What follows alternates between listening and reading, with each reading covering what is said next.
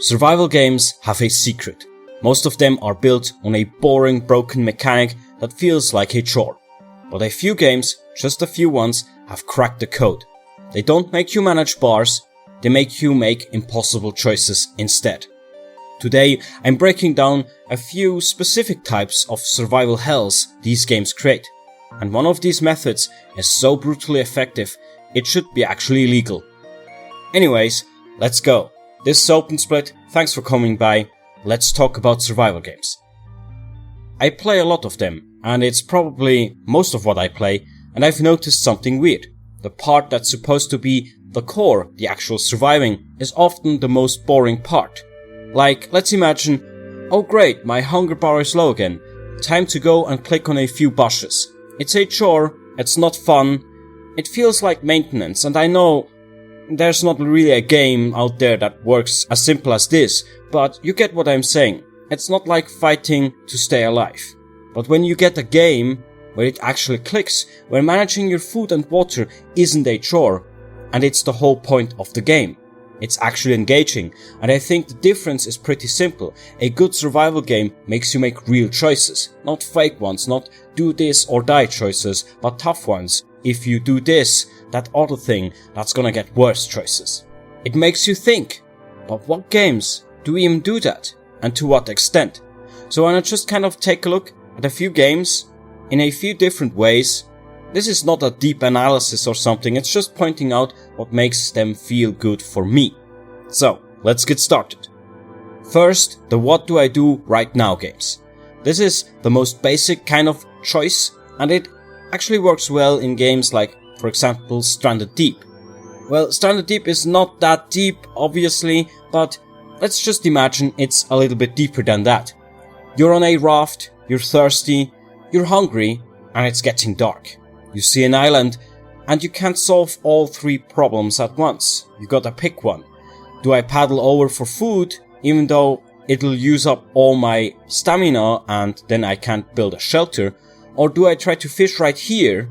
Or maybe I just try to build a shelter on the raft before night falls? So these things, you can't do that in Stranded Deep. That's just imagination. But anyway, it's simple. It's stressful. It would be a very good mechanic. You're always picking which problem to solve first, knowing the other two are getting worse while you do it. And your choices create a domino effect. If you go for water, you might be too tired to build the shelter, so you freeze to death. If you build a shelter first, you might die of thirst, and there's no right answer here, just trade-offs. It's basic, but it works because you're constantly making these little urgent decisions. Stranded Deep obviously is not like that, but it would be actually very cool. And in this case, maybe all of these choices are a dead end, so you'd have to think about balancing a little bit.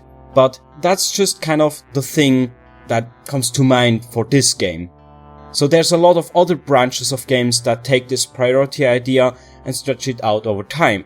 Like those super hardcore sims like Unreal World, which I never really managed to play successfully, I guess. It's less about right now and more about what's the best in long term. So in Unreal World, you have to prepare for winter and all that stuff. Do I spend this whole day hunting for immediate food?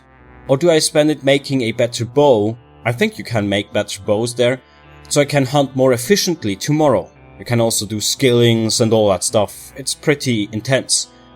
It's the same core idea, pick your priority, but you're thinking in a longer timer. The pressure is slower, but it's still there. To continue, then there's the what do I even know games. So this is a completely different kind of stress. And the best example I know is one of my favorite games, and it's Cataclysm Dark Days Ahead. In Cataclysm, you don't necessarily die just because you're bad at fighting. Well, you do, but the core idea is you die because you don't know stuff. You find some weird meat and you eat it, then you're poisoned. Your car breaks down, you obviously can't fix it. You don't have the skills, you don't have the parts. You get cut. Do you just bandage it, or do you need to disinfect it? Well, you do have to do that. You might not even know disinfecting is possible. The whole game is about finding information. It's in books for skills, recipes, and obviously you're gonna go ahead and look at the wiki from time to time. Just experimenting and hoping you don't die.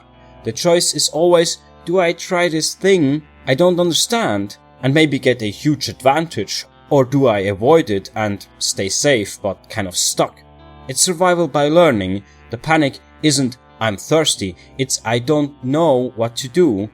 It's a really unique and frustrating but cool kind of tension. I have to say, the game is not very approachable, it's clunky to play, but if you get into it, it's kind of very immersive because of that. We now have to scale everything up.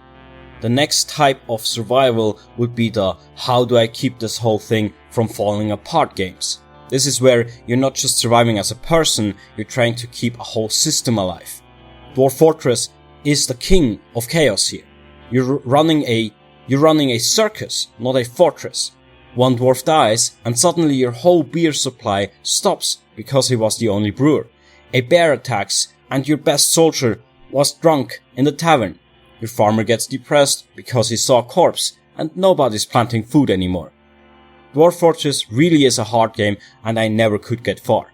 Everything is connected in the dumbest, most hilarious ways. Your job is to try to build backups and safety nets before something random breaks the whole machine. The choice is always between doing something useful right now, like mining for ore, or building something boring that makes you safe later, like a second well, or backup food stockpiles. It's basically all about managing chaos and trying to stop one stupid event from causing a total collapse. And I think that's very fun, if you get my drift. Surviving Mars is like the clean spreadsheet version of this same idea. It's all about the future. You're not worried about today's oxygen, not necessarily. You're worried about next month's oxygen when your population doubles. You're constantly asking, if I build this generator now, will I have enough metal for the hospital that I need to build in 20 days? And that's something that was very hard for me when playing Surviving Mars. I was always kind of out of materials. It's a puzzle where the consequences of your choices take forever to show up.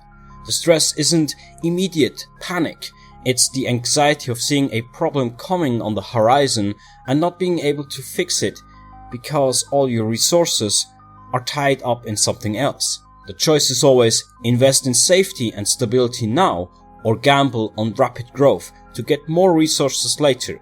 It's a constant tug of war, and I always try to just get more resources, and that's probably why everything always collapsed. But anyways, I think it's a fun way to do survival.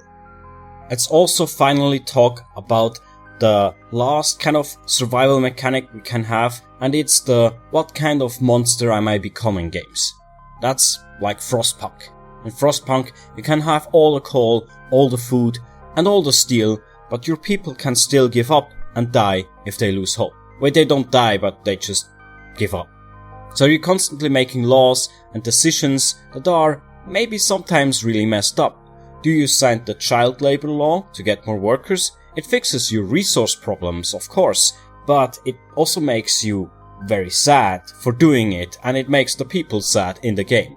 So do you enact radical treatment for the sick? It might save lives, but it terrifies people. You're choosing between being efficient or being humane, and you often have to pick efficiency to survive. It's survival, of course, but it also makes you feel bad about it. The choice isn't just about resources, it's about your people's spirit. It's about morality. It's about what you're willing to do and what lines you'll cross to see another sunrise. And that's very powerful, but also a very horrible kind of tension. It's not about managing bars as much as managing the mood of the whole society and your own conscience. I think this concept, of course, isn't just Frostpunk. It's the ultimate escalation of the survival genre. Once you've mastered the physical challenges, food, water, shelter, knowledge, system stability, the only frontier left is the social one. The final, most brutal test isn't against nature or ignorance or chaos. It's against your own ethical boundaries. This is why it's so brutally effective that it should be actually illegal. It weaponizes the player's own morality, It doesn't just ask, can you survive? It asks, what will you sacrifice to survive? And maybe it's your own humanity. And then it makes you live with the answer. It's the deepest, most psychological engagement form of the impossible choice. Because the cost isn't now measured in resources or time, but instead in your own self-perception, which I think is very powerful. It's not so much about the meters, the bars you have to fill, but it is kind of what they mean. It's because it makes filling those bars a real problem. It makes you pick between bad options only. It makes you plan for disasters you can't see yet, or it makes you learn things you didn't know. In the worst case, it makes you do things you don't wanna do. That's the trick. It's not about the chores, it's about the choices the chores force you to make. Stranded Deep makes you choose what to do now, Cataclysm makes you choose what to try, Dwarf Fortress and Surviving Mars make you choose what to prepare for, and Frostpunk makes you choose what you're okay with. They all create pressure, but in different ways, and that pressure, that need to make a tough call, is what makes the mechanic actually work. It turns a boring task into an interesting problem. For me at least, I think Frostpunk is just a very great example that the meters, the bars you use, they don't have to necessarily mean what it usually means, what in other games they would mean. You can do it like Frostpunk and do a hope meter or something else. It's really up to your imagination, and I think playing with these things is really going to elevate any kind of game survival mechanic that you could come up with. So, with all of that said, these games and the principles that we've talked about is very much influencing my own game development. You can wishlist my game on Steam if you're interested, but that's pretty much all I wanted to say about that. It was very awesome of you to stick around until the end of the video. Thank you so much for watching. Please leave a like, subscribe to the channel, share the video, and tell me in the comments below what you think about survival game mechanics and what games you think have the best survival mechanics. Anyways, I hope you liked the video, and let's meet again in the next one. Bye!